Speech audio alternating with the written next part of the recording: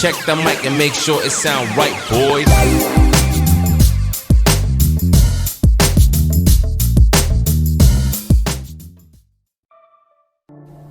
Some observations for your future. I have 5 little rules that you can follow as you find your spark and bring your spark to life. The first is to go after the things that you want. Let me tell you a story. So a friend of mine and I, we went for a run in Central Park. The Roadrunners organization, on the weekends, they host races. And it's very common at the end of the race, they'll have a sponsor who will give away something, apples or bagels or something. And on this particular day, when we got to the end of the run, there were some free bagels. And they had picnic tables set up, and on one side was a group of volunteers. On the table were boxes of bagels, and on the other side was a long line of runners waiting to get their free bagel. So I said to my friend, let's get a bagel. And he looked at me and said, the line's too long. And I said, free bagel. And he said, I don't want to wait in line. And I was like, free bagel. And he says, nah, it's too long. And that's when I realized that there's 2 ways to see the world. Some people see the thing that they want, and some people see the thing that prevents them from getting the thing that they want. I could only see the bagels. He could only see the line. And so I walked up to the line. I leaned in between 2 people, put my hand in the box, and pulled out 2 bagels. And no one got mad at me.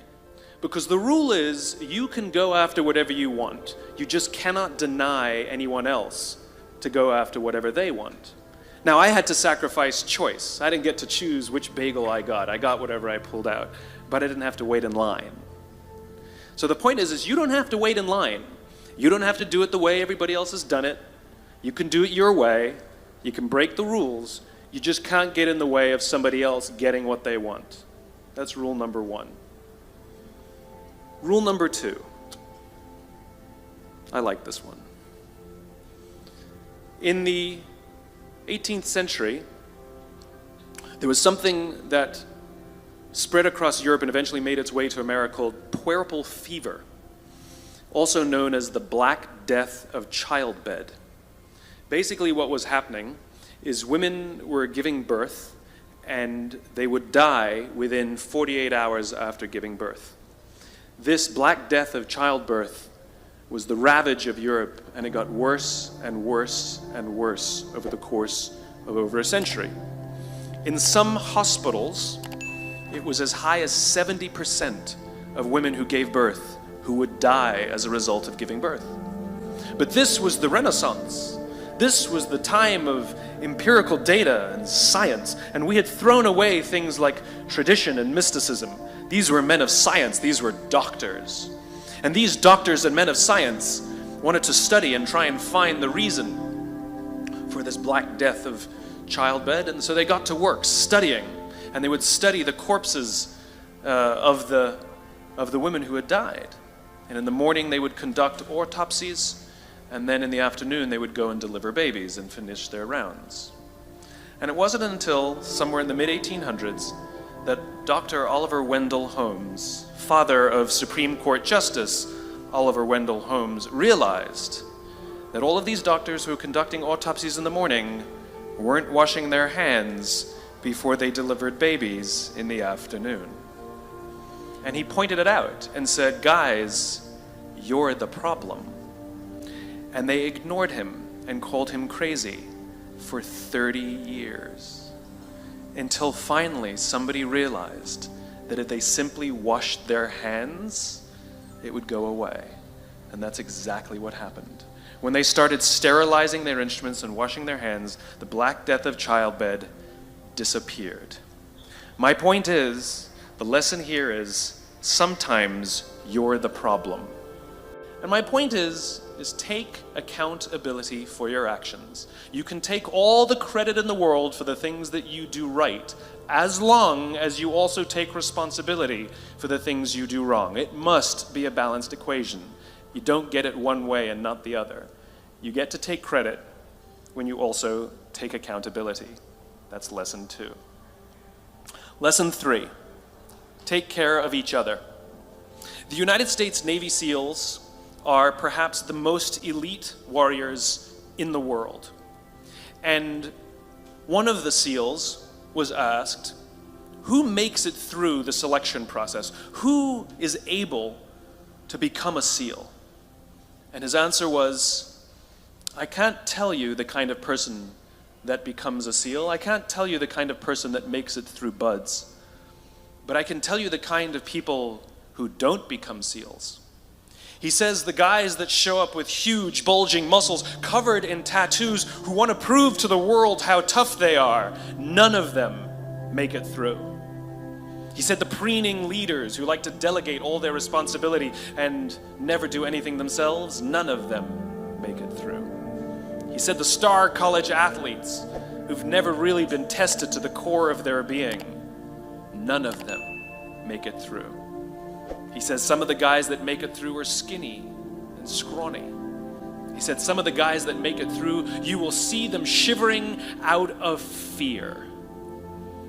He says, however, all the guys that make it through, when they find themselves physically spent, emotionally spent, when they have nothing left to give physically or emotionally, somehow, some way, they are able to find the energy to dig down deep inside themselves, to find the energy to help the guy next to them. They become SEALs, he said. You want to be an elite warrior. It's not about how tough you are. It's not about how smart you are. It's not about how fast you are. If you want to be an elite warrior, you better get really, really good at helping the person to the left of you and helping the person to the right of you. Because that's how people advance in the world. The world is too dangerous and the world is too difficult for you to think that you can do these things alone. If you find your spark, I commend you. Now, who are you going to ask for help, and when are you going to accept help when it's offered? Learn that skill. Learn by practicing helping each other. It'll be the single most valuable thing you ever learn in your entire life. To accept help when it's offered and to ask for it when you know that you can't do it. The amazing thing is when you learn to ask for help, you'll discover that there are people all around you who've always wanted to help you. They just didn't think you needed it because you kept pretending that you had everything under control. And the minute you say, I don't know what I'm doing, I'm stuck, I'm scared, I don't think I can do this, you will find that lots of people who love you will rush in and take care of you. But that'll only happen if you learn to take care of them first. Lesson 4. Nelson Mandela is a particularly special case study in the leadership world because he is universally regarded as a great leader.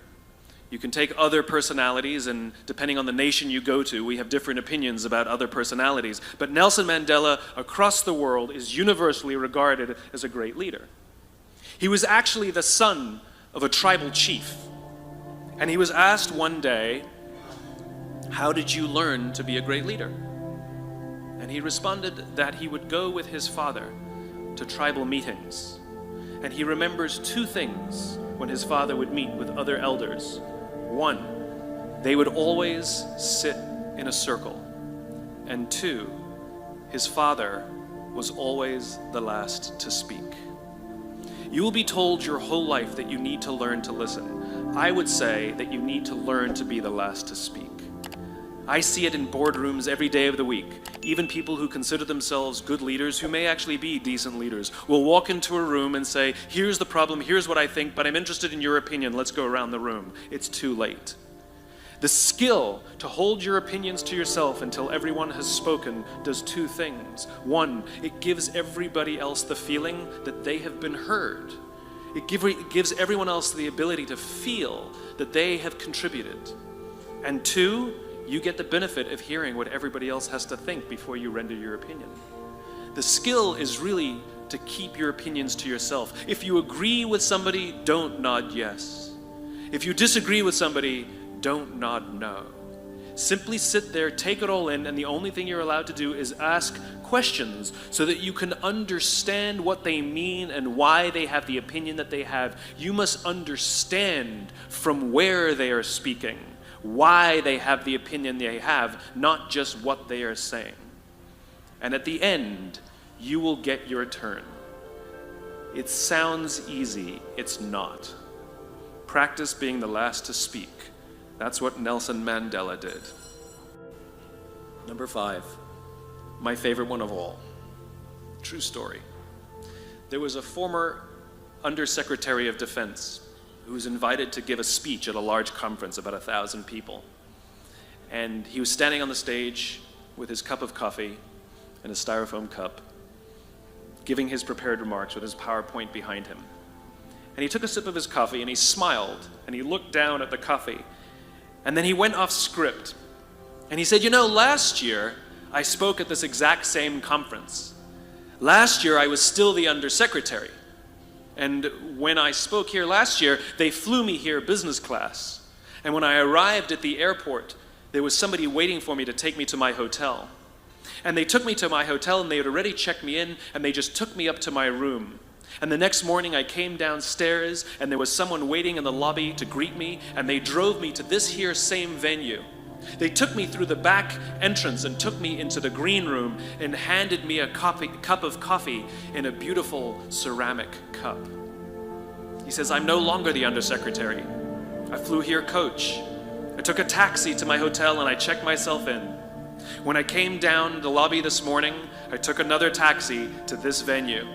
I came in the front door and found my way backstage, and when I asked someone, do you have any coffee? He pointed to the coffee machine in the corner, and I poured myself a cup of coffee into this here styrofoam cup. He says the lesson is, the ceramic cup was never meant for me. It was meant for the position I held. I deserve a styrofoam cup. Remember this. As you gain fame, as you gain fortune, as you gain position and seniority, people will treat you better. They will hold doors open for you. They will get you a cup of tea and coffee without you even asking. They will call you sir and ma'am, and they will give you stuff. None of that stuff is meant for you. That stuff is meant for the position you hold. It is meant for the level that you have achieved of leader or success or whatever you want to call it. But you will always deserve a styrofoam cup. Remember that. Remember that lesson of humility and gratitude. You can accept all the free stuff. You can accept all the perks. Absolutely, you can enjoy them. But just be grateful for them and know that they're not for you. I remember getting off the Acela. I took the Acela from New York to Washington, D.C. And I got off the train like everybody else. And I was walking down the platform like everyone else. And I walked past General Nordy Schwartz, who used to be the Chief of Staff of the United States Air Force, the head of the Air Force. And here I did, you see a guy in a suit, schlepping his own suitcase down the platform just like me. And just a couple months ago, he was flying on private jets and he had an entourage and other people carried his luggage. But he no longer held the position. And so now he got to drag his own suitcase. And never did it sort of remind me more that none of us deserve the perks that we get. We all deserve a styrofoam cup.